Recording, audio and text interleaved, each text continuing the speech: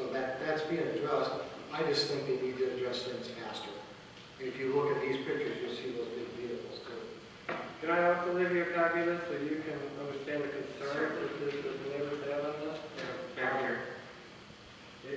It's just a matter of, the majority is, I believe, non-residents. And it needs to get fixed. We've been going with this for 7 years. I know that the gentleman, I know that the police chief's been working on this for a while as well.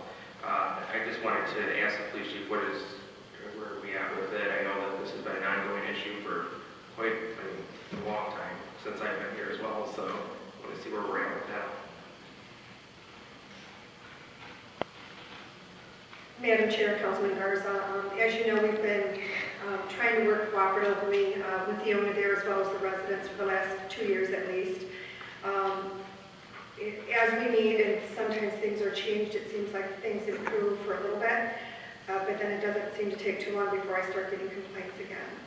There's an ongoing problem with the parking, with the behavior of the clientele of the bar that is causing the complaints brought up by Mr. Saborowski. Yeah. I believe, Madam Chair, last time the residents came out to the meeting, one of the things that I asked to look into was the resident of the parking that I don't believe we ever went into that discussion really. And I think that's going to be a big part of that. I know enforcement's an issue with the police department and everything else, but I think that that's going to be a big step in helping those residents here on street there and making sure that those cars and those patrons of the bar there do not park in their parking spots on the street. So that's just my opinion on that sort of issue. Madam Chair, has the owner been addressed regarding Additional parking. better advertising about his parking? And that's what Madam, I'm sorry, Councilman.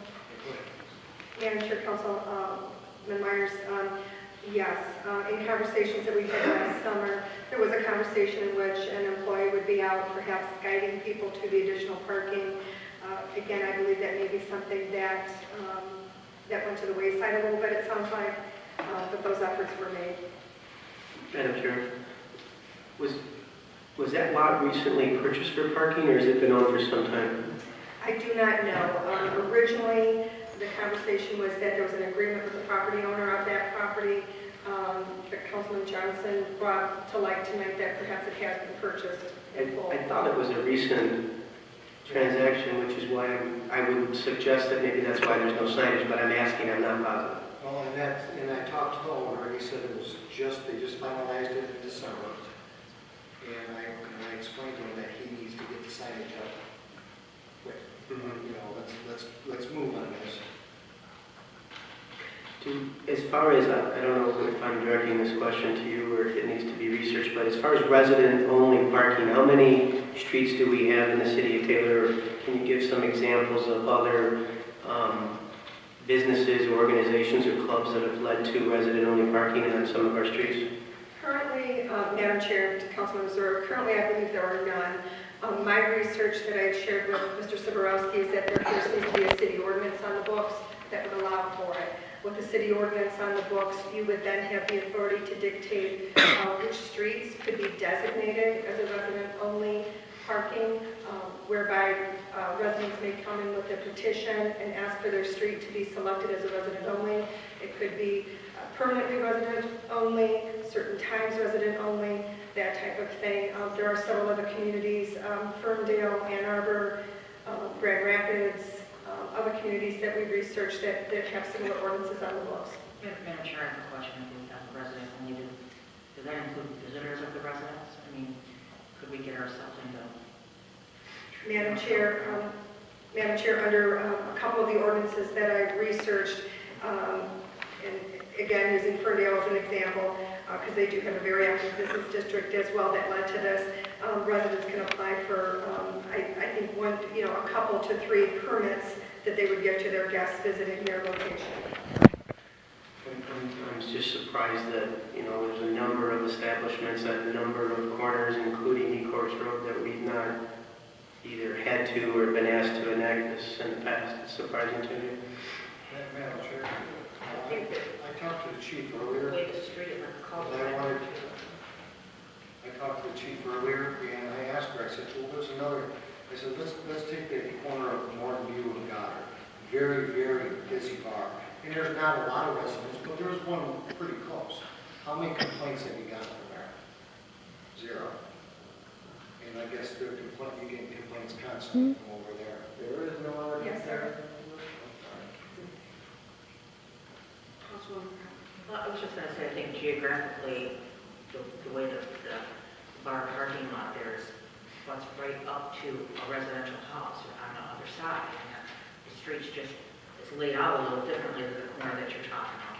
But there is residential behind there, I mean. You're right, I understand, but I think that needs to be taken into consideration. It's just much more open back there, and, you can see how it's a little different geographic area, so.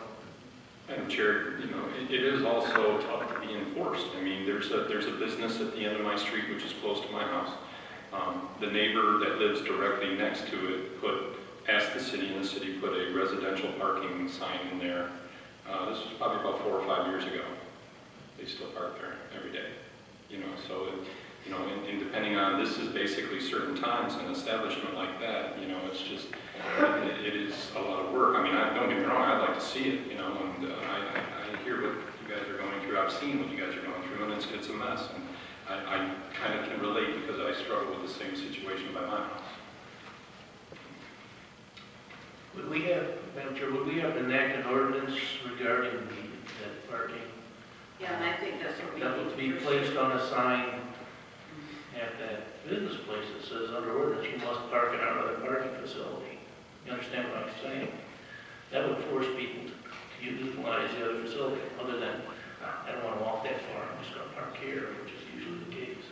might forget where you Yeah, I mean, To the extent I don't know that we can hold the business owner responsible for where their patrons choose to park. If there's an ordinance on the street, then we'll deal with the vehicle owner, not the business owner. which is the point I'm making, is that we should research, maybe possibly come up with an ordinance for that.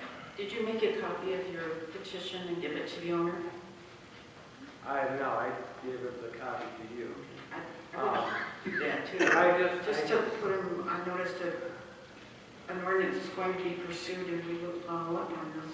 Okay, because that petition was about an hour on each street, and there was only one person at the very far end that didn't want to sign because they were an older gentleman, and he said it didn't really bother him. Everyone else was more than happy, and if you read some of the comments that people wrote in, especially the one regarding pipe bombs being blown off in the parking lot, that's pretty sharp stuff.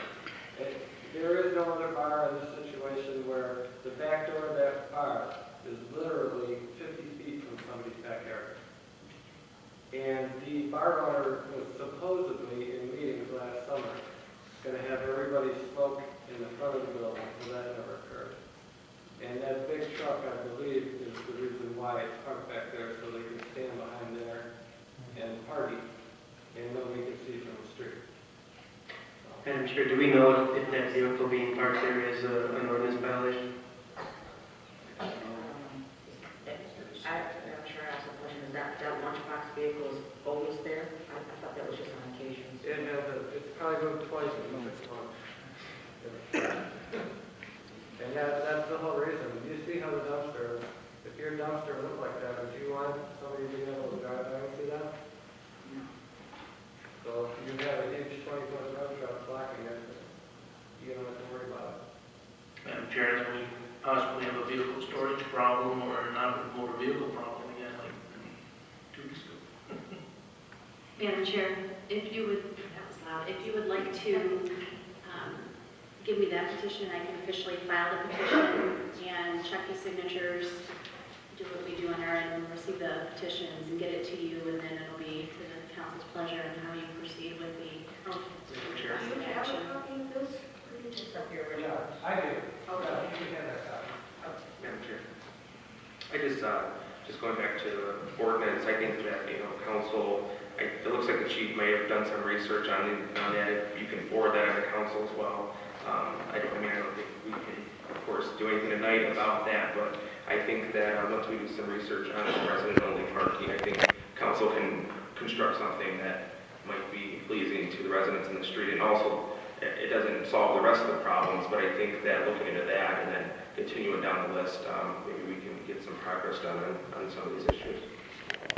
Yes, Councilman Garza, obviously an ordinance, people avoid, as Councilman Buzura said, people disregard signs all the time. But what it would do is provide the police department with a mechanism to do some enforcement down there when we do, get some complaints from the residents. It just would be one more tool that we would have to try and make it a little bit more peaceful for the neighborhood.